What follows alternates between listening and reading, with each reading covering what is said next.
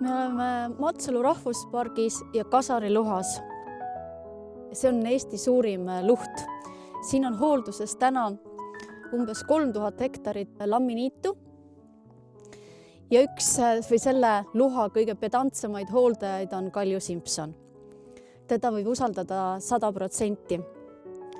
Ja kui tema ütleb, et tal on töö tehtud, siis on tal see raudselt tehtud. Ja ta annab endast oluliselt rohkem, kui seda ükski leping nõuab. Näituseks on ta võimeline meil taustal olevast võsast tegema 1 aastaga sellise pinna, nagu see, mille peal me täna seisame.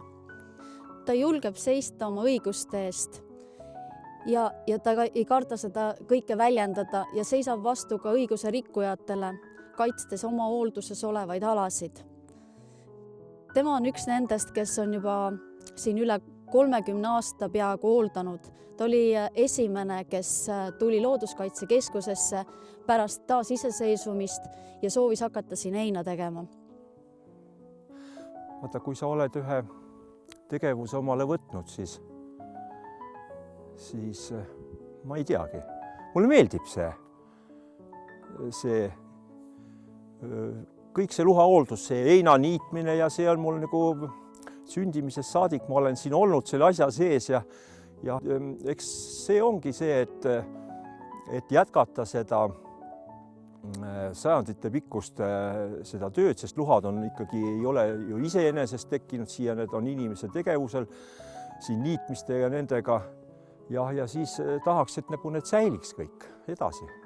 Ta on kuidagi annab sellise rahu, kui sa siin luhas oled ja mina olen nüüd, kuna ma olen juba siin 96. aastast FIE-na tegutsenud, siis praktiliselt on ju siin luhas ikkagi oled sa üksi. Et niidad ja mul on muidugi abilisi ka. Mul on pere on väga aidanud mind siin.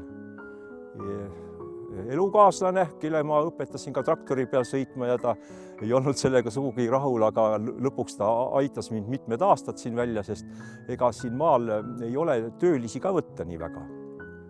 Kes on läinud Soome ja ei olegi nagu abilisi võtta.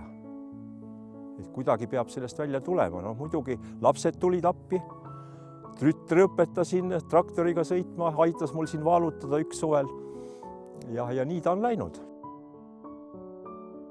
Poollooduslikel kooslustel ehk pärandniitudel on väga suur liigirikkus. Kui kultuurmaastikul on liike umbes 6 tavalistes heinaseemnete segudes, siis pärandniitudel on keskmiselt 40–50 liiki niidu kohta. Siin luhas on kuulsad põtrade pulmamängud. Nad tulevad ka jahihooajalt siia varjule jahimeeste eest.